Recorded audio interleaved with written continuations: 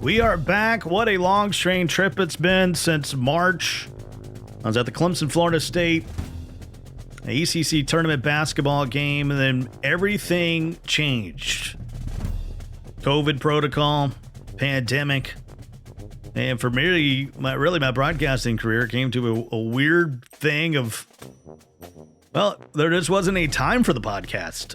Now there's some time. I'm ready to settle back in. Still part of the SiriusXM family. And we got approval to be able to do the podcast again, which is awesome. We were on ESPN, I think, like close to 50 times doing NBA games. And we're so happy to be back and talking about the things we love to talk about, which is basketball, college football, everything above. And what a great week to bring back Season 3, Episode 1 of the podcast. We're at 2.5 million plays out there on the audio version. Out on YouTube, we've gone over, well, close to 1.5 million. So let's keep rocking and rolling. And it's Clemson Notre Dame week in college football, and that's what we're going to be previewing, bringing up to speed on what happened last week. I was at the Clemson-Boston College game. It was uneasy to say the least. I thought Clemson was going to have their first loss in a long, long time, but we have the biggest ACC matchup in the last 5 years. No more looking ahead. This is the weekend. It's Irish now or never. They will probably meet again. We don't have to. We got a lot more to talk about when that happens. It is Episode 1, Season 3. The Sky Cole Show is back. Ladies and gentlemen, it's time for my favorite part of the day. It's time for the Scott Cole Show. Follow on Twitter and send your questions to @ScottColeShow. That's what I'm talking about. The marching band letting us know. And we are back. We are ready to rock. And I tell you, it's been a long time coming to get everything going. I mean, we thought, I can't say names of where we thought the career was going. We had some great things lined up. Those things will happen. It's just everything is on hold. So how about we spend some time together just here on the podcast? Appreciate those that have been hanging in there. It's on me. It's my bad for whatever's happening in 2020 with the podcast, but we got it rolling now. Everything is good, and we're so happy to be back hanging out with you right here on the Sky Cole Show. Let's talk about this Clemson Notre Dame game. Finally, we have an ACC game that means something. We've had a lot of Clemson games that have meant things. There's certainly times that we thought the Tar Heels were threatening for those games to mean something over the past couple seasons here. But with Clemson owning the conference over these last 5 seasons, Coach Notre Dame has been out there. They've been playing games, but they haven't really been a part of the conference. Of all the negativity that's gone on this year, this is one of the most positive things is that the Irish, for 1 year, that are not independent, they're part of the ACC. So we got an opportunity for a 2-game scenario between the Irish and the Tigers in part 1 happening this weekend up at South Bend. Clemson, no Trevor Lawrence. They got a lot of injuries on defense, but you got to play the game, and that's going to go down this weekend between the Tigers and the Irish. First thing I will say, don't let no Trevor for Clemson, the absence of Trevor Lawrence, that's not going to take away from what this game means to not only Tiger fans, but the folks up in South Bend. Clemson hasn't been up there since 1978.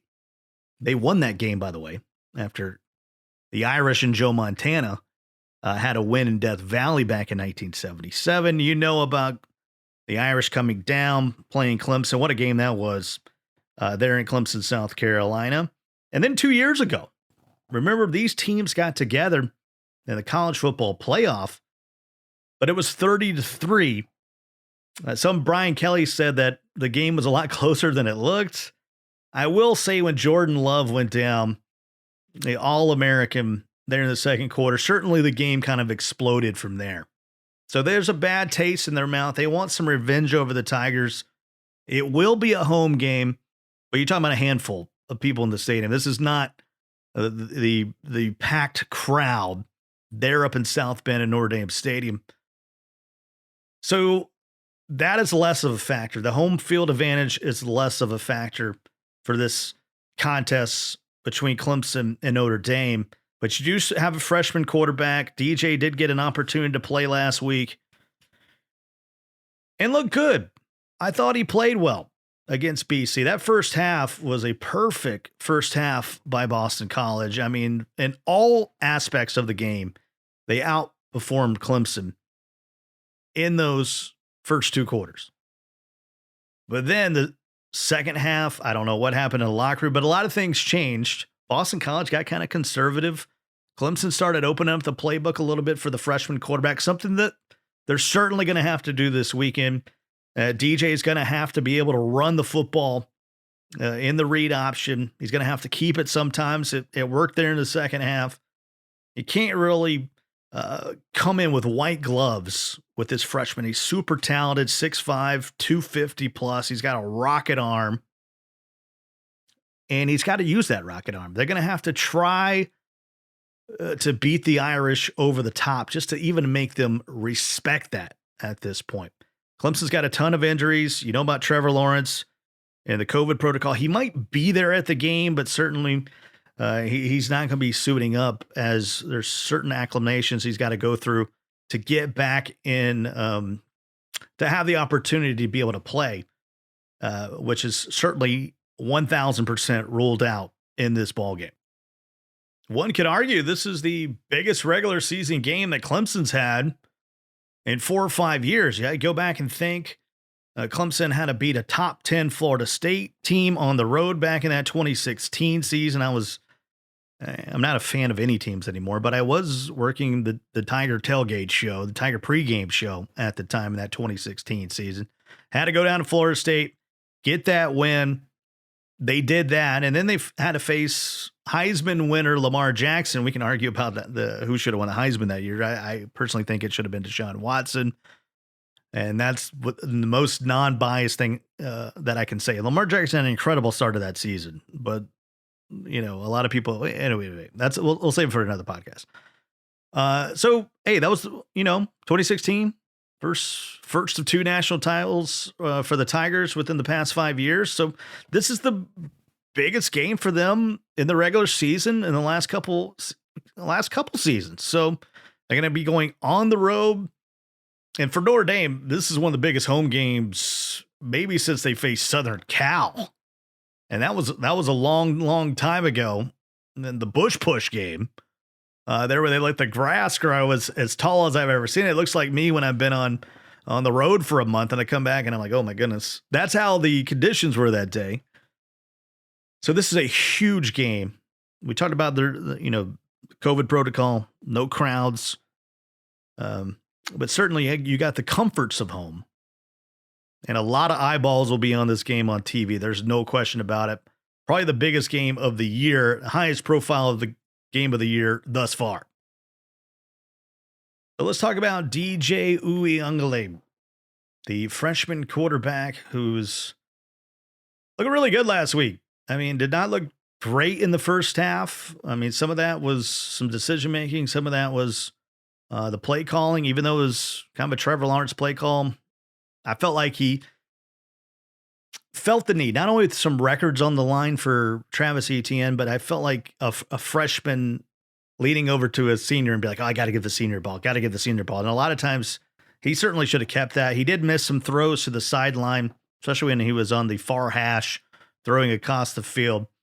But hey, you talk about the stats, 30 of 41, 242 yards, 2 passing touchdowns. And the one time he did keep it there in that second half, and it was a huge part of the game on a 4th and short where he faked it to ETN on the read option and kept it. Long touchdown run for DJ. I mentioned he's 6'4", 6'5", 250 pounds. And the one thing that impressed me the most about watching him, we were at the game, had great seats, by the way, great weather, great college football atmosphere there, even though just 16,000 people in Death Valley, was this guy's cool, to To quote Stuart Scott, cooler than the other side of the pillow. He has a great temperament. He looked like nothing was really bothering him here in his first start, and I expect to see the same thing from him coming up next week. And getting down 2 touchdowns, giving up 2 touchdowns on back-to-back drives, something Clemson hasn't done in the Brent Venables era. And it never really shook him. And I think Clemson fans, if you're sitting out there saying, give me some positives about the game coming up without Trevor Lawrence, because I know there's a lot of folks out there that are certainly nervous about going on the road, is that I think DJ will not be, the pressure will not be too big. The atmosphere won't be too big. The moment won't be too big for DJ coming in as his first start as a true freshman on the road for the highly touted and recruited quarterback. So, Clemson may be escaping BC in that close game, but able to hold on. And, it was really, I hate to be cliche here, but it was a tale of 2 halves, and Clemson able to hold on at the win, DJ getting his first win as a starter and setting the table for this tremendous matchup between Clemson and Notre Dame, who was very businesslike last week in Atlanta versus Georgia Tech. They were just rocking and rolling. And really, I would just call it a rout in that 31-13 victory over Tech. And they've played well most of the season. We talked about great quarterback play from in Book. The defense has been tremendous. They're ranked number 1 in the ACC, nationally ranked just a few ahead of Clemson. So you're going to have 2 great defensive matchups happening in this one. And sort of the tale of the tape will be how Clemson can handle the Irish's rushing attack. I don't think Clemson's too worried about the passing game, even though in that first half against BC, they certainly let a lot of passes get in front of them. But also BC as they have the best passer in the ACC now, passing up Trevor Lawrence with him not playing that last game. So they have a tremendous balanced attack. I don't think that Notre Dame will be as balanced as BC was last week. Defensively for Notre Dame, Kyle Hamilton, especially last week, just all over the place. He is a high caliber defender.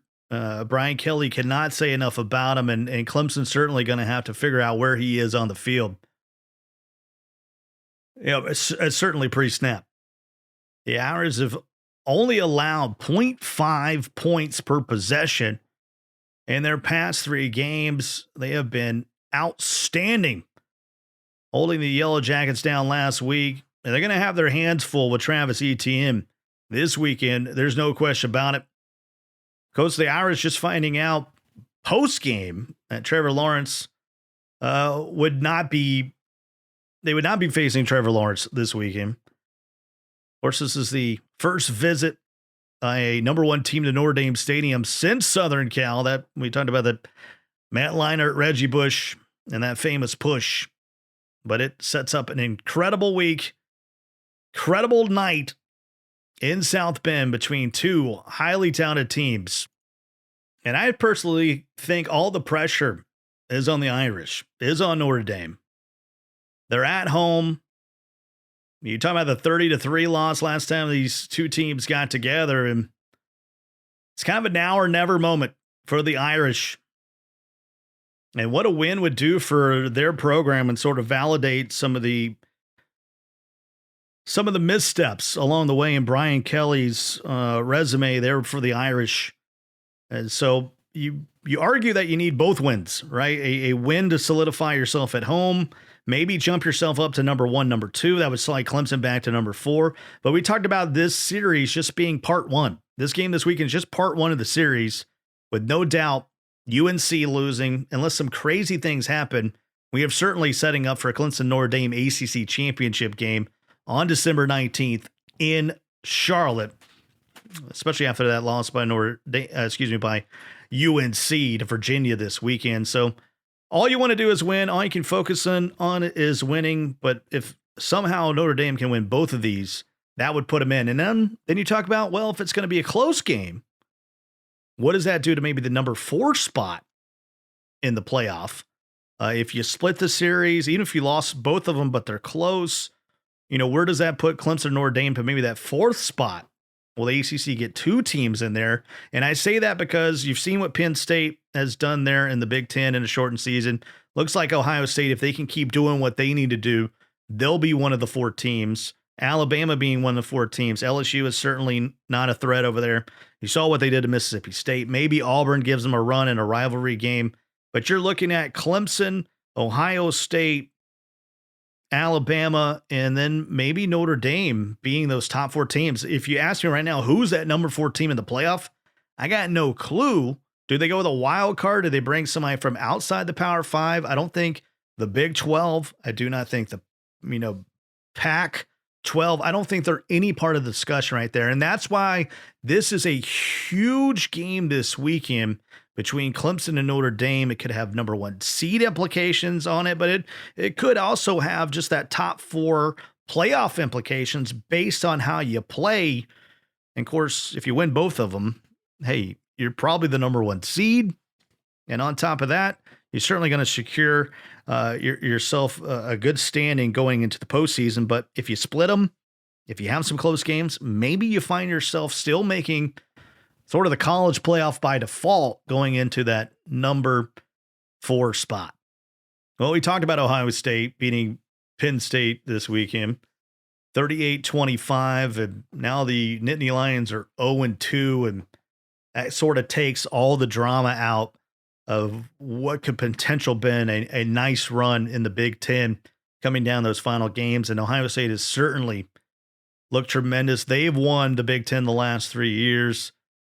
And right now it's looking like for the Buckeyes, it will be 4 in a row there in a shortened Big Ten season. Maybe Minnesota had something going off there. They had a very good season a year ago at 11-2. But the Gophers are still looking for their first win. Iowa's looking for their first win. They're 0-2. So I don't see anybody coming out of the West of the Big Ten putting up any sort of fight against Ohio State. That's why I'm really feeling like they're in. And, of course, if you want to talk about Michigan, certainly don't get me started on what they have going on. And so there's only 4 teams left in the Big Ten that are undefeated right now. And maybe Indiana's somewhere in there looking for another upset. But I think right now you're pretty safe that if Ohio State can stay healthy, I hate to throw the COVID word out there every time, but you see what is happening with Clemson and Trevor Lawrence. Does a team like Ohio State, if they lost Justin Fields, do they have enough to keep that going, even if it was just for a game? Now we switch to the SEC, where Alabama looked very impressive. I even thought Alabama should have moved to number 1 in both the coaches and the AP poll. And that should just show you what Clemson's done over the last 5 years for them to sort of have that respect. If they would have had a bad game or a bad win, you certainly might have saw them slide and Alabama's move up into that number 1 spot. That should show you kind of the resume that Clemson's built and the clout that they have had here over the past couple seasons to retain that number 1 spot. And so let's talk about SEC contenders. We know it's not going to be LSU. They're 2-3 now. 48-11 loss against the Auburn Tigers. The Auburn Tigers have played well. It's been a little bit up and down, and they kind of got the Clemson's old coaching staff over there, and that couldn't beat South Carolina. Now still can't beat South Carolina for some reason. But this was the worst loss for LSU in the past 24, 25 years. And talking about that Auburn team being super inconsistent, you don't know what you're going to get from them from week in, week out. So if anybody is going to kind of derail Alabama's road, it would have to be an Auburn team playing at the best end of their spectrum. We've certainly seen them play really well, and we've also seen Auburn play really, really bad. And you talk about all these great coaches over there in the SEC West and how are they going to mix things up. It really just hasn't happened. Mississippi State, it looked good maybe early, maybe one game, maybe one half. I think it's Alabama is going to continue to roll over there in the SEC, as you've had some teams fall off, and you've also had Alabama just get really, really good over these last couple weeks as they have increased themselves. They've gotten better. They've gotten more dominant while the rest of the conference has fallen off. So it's shaping up to be a good college football weekend. Certainly Clemson Notre Dame is at the top of the list. And hey, we can't wait for part one and certainly can't wait for part two, as it looks like they will meet on December 19th in Charlotte, North Carolina for the ACC Championship. That's the game that's got all the marbles on it. Certainly Clemson wants to keep their regular season streak going, their ACC streak going, but they're going to have to do it without Trevor Lawrence. By the way, it's been great to be back. I hope everybody out there is safe. Certainly knowing that not only 2020, it's been one for the books, it's been one for the ages. It's been rough. It's had some ups and downs. We've had some smiles on our faces, and we've certainly had some times that are not so easy. And I know a lot of uncertainty, not only in the sports world, but just in the world in general and in the United States of America with everything that's going to be going on over the next couple days, the next couple weeks. Just hold your heads high, do the best you can, be the best that you can be. And I hope you're safe. I hope you stay smart. And I hope it's the first of many podcasts that's coming your way here in season 3. Got a lot of red tape out of the way, and now we can just focus on doing what we love to do, which is talking with you and talking sports. And I can't wait to see you the next time on the Scott Cole Show. That's it for the Scott Cole Show. We'll see you next time. Remember, every episode is on demand at scottcoleshow.com.